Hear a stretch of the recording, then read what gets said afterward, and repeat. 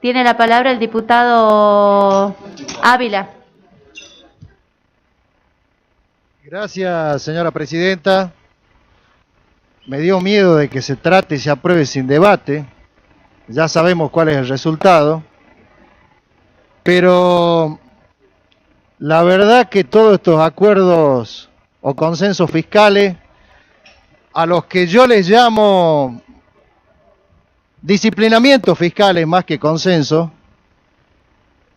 tienen un neto corte centralista, unitario. Siempre se está vulnerando la potestad constitucional que tienen las provincias a partir de lo que consagra la Constitución Nacional, que es el sistema federal y la autonomía de las mismas. Yo creo que nosotros no necesitamos un consenso fiscal para bajar tasas o alicuotas de impuestos provinciales. Y por ahí puede tener cuestiones positivas esta ley, este consenso, pero también tiene algunas que son muy negativas, donde se plantea que las provincias deben estudiar, y lo dice claramente en el artículo, en la parte séptima, que las provincias dentro del transcurso del año 2022 analizarán legislar sobre un impuesto a todo aumento de riqueza obtenido a título gratuito como consecuencia de una transmisión o acto de esa naturaleza que comprenda bienes situados en su territorio o beneficie a personas humanas o jurídicas domiciliadas en el mismo.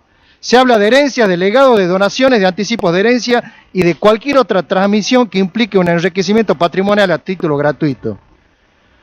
Indudablemente que siempre se dice y está claro de que el peso y la carga fiscal en la República Argentina es elevado.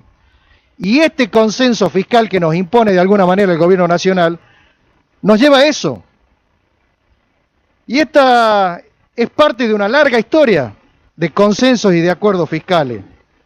Se había aprobado uno el 16 de noviembre del 2017, se había aprobado otro el 13 de septiembre de 2018, se había aprobado otro el 13 de diciembre de 2019 y se había aprobado otro el 4 de diciembre de 2020 y ahora se envía esto que también es parte del acuerdo con el Fondo Monetario Internacional. Esto es un apéndice y una condición sine qua non que le impuso el Fondo Monetario a la República Argentina para avanzar en el acuerdo que se terminó aprobando en marzo en el Congreso de la Nación.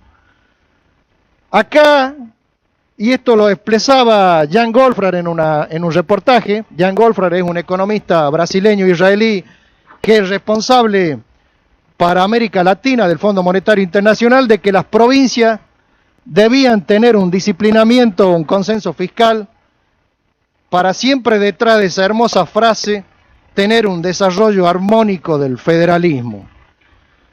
Lamentablemente los hechos y las verdades los contradicen a estos consensos fiscales y estos acuerdos. Con tantos que ya se han firmado, el sistema impositivo en la Argentina sigue siendo absolutamente regresivo. El sistema impositivo en la Argentina va en contra de los intereses de las provincias. En el año 87, cuando se aprobó en el Congreso de la Nación la ley de coparticipación federal, se coparticipaba el 75% de los impuestos a las provincias.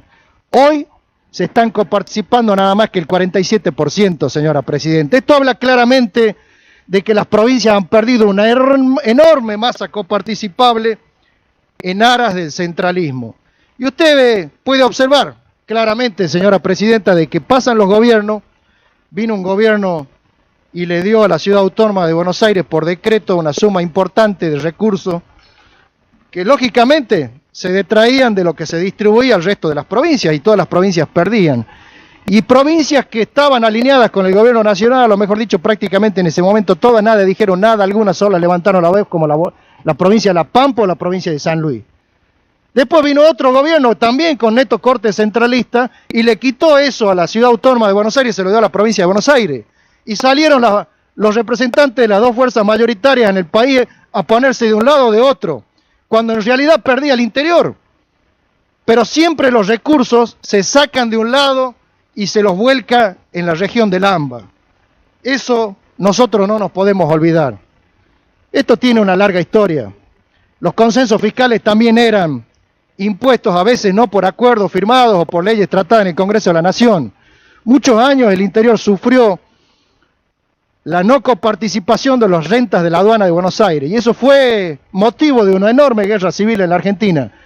que por suerte después, a partir de 1880, se federalizó la ciudad autónoma de Buenos Aires y se declaró que todas las rentas del puerto iban a las arcas nacionales y desde ahí se podían dirigir esos fondos a las distintas provincias.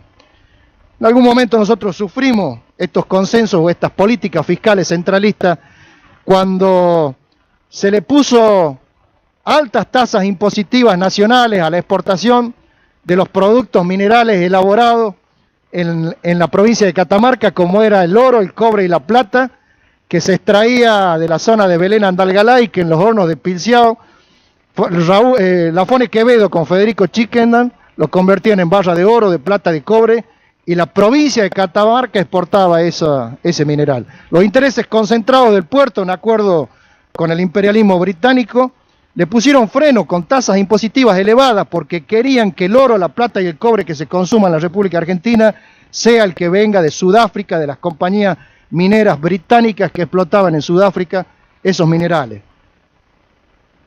Después nos pasó lo mismo con el tema del aguardiente. La aguardiente catamarqueña sufrió la embestida fiscal del centralismo para que no se produzcan más y se tuvieron que cerrar todos los alambiques que había en Pomán, en Andalgalá, en Belén, en Tinogasta, en Valle Viejo, porque no le convenía a las compañías extranjeras importadoras que traían los licores y los whiskies de Gran Bretaña.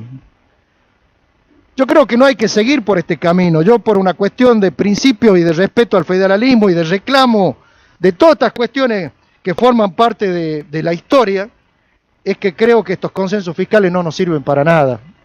Así que por una cuestión de principio y por conciencia federal, desde la bancada del Frente Amplio Catamarqueño le decimos no a los consensos fiscales. Se ha llegado al extremo de que estos consensos o estas decisiones fiscales federales, nacionales, dan vuelta a lo que dice la letra de la Constitución. La letra de la Constitución establece claramente que los propietarios de los dueños originarios de las riquezas mineras, del subsuelo, del petróleo, del gas, son las provincias, pero después la nación te impone una ley de inversiones mineras nacionales que te impide cobrar más del 3% en concepto de regalía, pero que sí le permite a la aduana nacional cobrar en algún momento el 12% en tasas de exportación de esos productos minerales, el 8% y ahora el 4,5%. Entonces, se invierte lo que dice la letra de la Constitución. Si la riqueza minera de las provincias, después con una ley te están diciendo no. La riqueza minera primero es de las compañías extranjeras y después del fisco nacional y por último de las provincias a las que le ponemos un tope para cobrar tasas, para cobrar impuestos o para cobrar regalías. Ha pasado lo mismo con la ley de hidrocarburos.